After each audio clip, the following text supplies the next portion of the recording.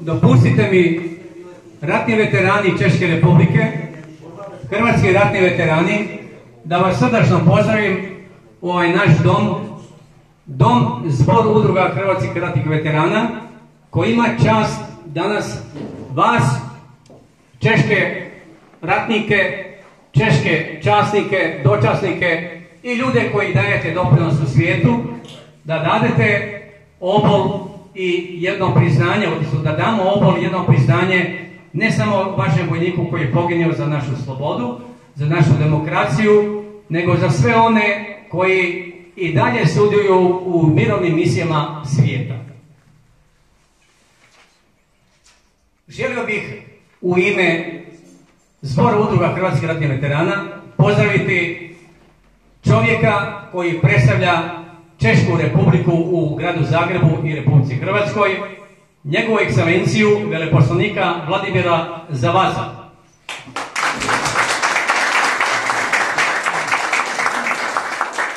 Zamjenika predsjednika udruga ratnih veterana Češke Republike Vladislav Sornas. Direktora Odbora za ratne veterane Češke Republike, pukovnika Eduarda Stenika. Sve vas nazočne ratne veterane, a imamo i ovdje dve dame koje su predstavnice udruga poginulih ratnih veterana Tigrova iz Hrvatske, koji su bili na i vašem području gdje smo mi oslobađali Hrvatsku državu, a vi ste imali taj, možemo reći, sigurnosni aspekt.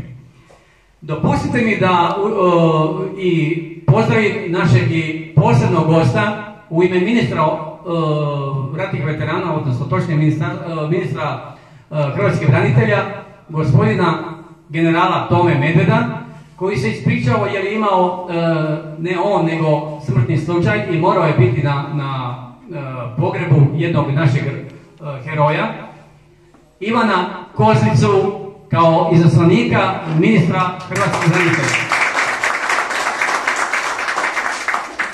Tu su i naši svi, jedan dio ljudi koji je želio s vama podijeliti ove trenutke časti dolaska u Republiku Hrvatsku. Zamjenik Marin Grabar, naš Jura, član predsjedništva, i isto tako Mario Čović kao vojni policajac. Tu je naša Đurđa, naša Ana, Željko, član predsjedništva i mnogi drugi koji su se uključili, ali nismo ih zvali sve, jer imamo, evo, možemo reći, ograničeni prostor kad je u pitanju veća proslava ili veći dio ljudi. Uvaženi ratni veterani, dopustite samo dve rečenice da kažem prije nego što će i sam veleposlanik kazati nekoliko rečenica. Republika Hrvatska 1990. godine, kada je padao Berlinski zid, kada ste vi svoju demokraciju izvojevali ili dobili, može se reći, bez rata, Hrvatska država i njeni građani ili Republika Hrvatska to nije mogla dobiti mirnim putem, nego velikosrpska ideja ili Velika Srbija, Jugoslavenska narodna armija s kojom ste vi bili i upoznati i znate sve o njoj, oni koji su bili sudionici UNPROFOR-a i mirovne misije. Mi Hrvati smo se morali zbog agresivne politike organizirati u dragovoljce sa lovačkim puškama, možete me razumjeti, lovačkim puškama i molotovim koktelima i braniti se od četvrte sile u Europi, koja je 450.000 Hrvata proterala sa svoga ognjišta.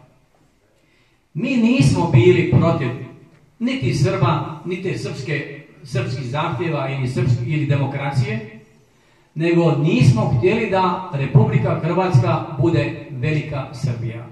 I tu je se odvijao taj napadački rat, gdje se Jugoslavenska narodna armija svrstala na stranu Velike Srbije, odnosno Miloševića, a 1992. godine Republika Hrvatska je bila međunarodno priznata. Naš prvi hrvatski predsjednik, dr. Franjo Tuđman, koji smo imali danas i zahvaljujem se u ime zbora udruga i generalskog zbora i zbora udruga ratnih veterana, što ste danas bili i poklonili smo se našem velikom čovjeku, našem prvom hrvatskom predsjedniku koji je svojom mudrošću i zahvalnošću, ali znanjem i spoznajom da smo stvorili Hrvatsku državu. Vama u mirovnim misijama koji ste čuvali teritoriju, odnosno taj incidentni dio prema civilnom stanovništvu, pogotovo spašavajući civile, se puno zahvaljujemo i želimo odati počast ovim našim prostorima i kazati Češkoj Republici, vama ratnim veteranima, gospodine veleposlaniče, veliko hvala za sve ono što ste činili u Republici Hrvatskoj